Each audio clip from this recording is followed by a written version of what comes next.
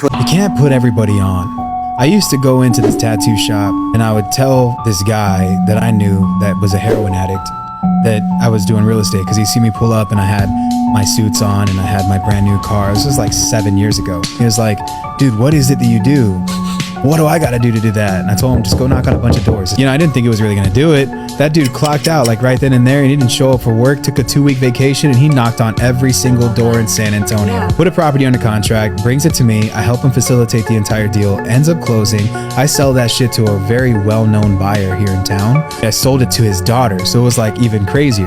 So I got paid 23 grand. We split it down the middle. Everything was good. That guy that was the heroin addict paid a hooker to have sex with the seller in a hotel while he sat in the corner and watched it happen with a gun in his hand and forced the seller to sign the deed to the property. And the hooker was also a licensed notary. Bro, fucking put me in the shittiest situation ever. At what age do you think is a good age to buy a house? When you can afford it.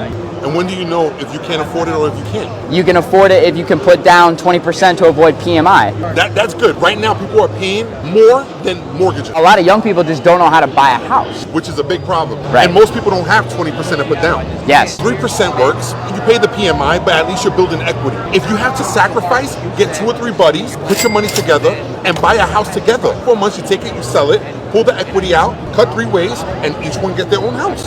This is a bold statement, but I think the number one thing in life that pisses me off the most are taxes. Think about this. They tax me on my income. They tax me on my employee's income. They tax me on the vehicle that I drive to the store. When I get home from the store, they tax me on that house that I live in. When I invest my money that I've already been taxed on and then make money from that investment and I want to touch that money, guess what? They tax me on that profit of the money that I've already paid taxes on. And then the government takes it, all this money that I've worked hard for, the government, all the people in Washington that we think are so bright, take it and they go invest it into the dumbest programs that you could possibly imagine. So yeah, I'm going to play the game to try and pay as little taxes as possible so I don't have to go hand it over to these clowns who are trying to run our country.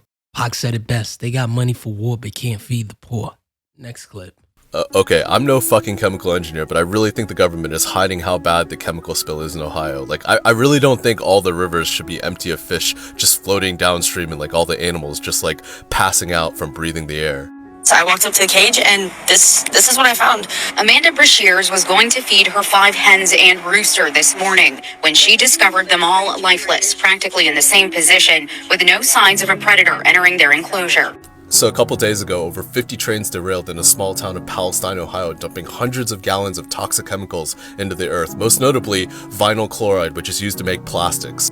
For environmental reasons, this is bad because the chemicals can seep into the water systems of the city. So what was the government's bright idea?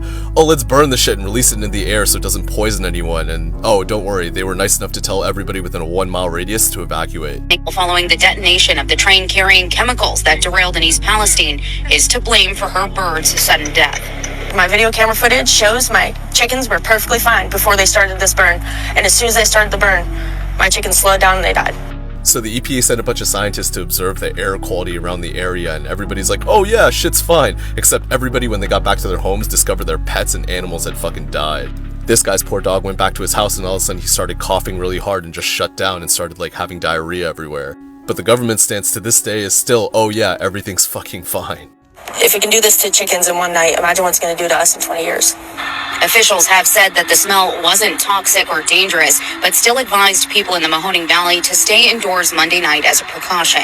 For them to say the air quality is okay, I'm calling BS. I'm going to be taking my birds to the vet to have them examined, because if this is the cause of their burn, they're being held responsible.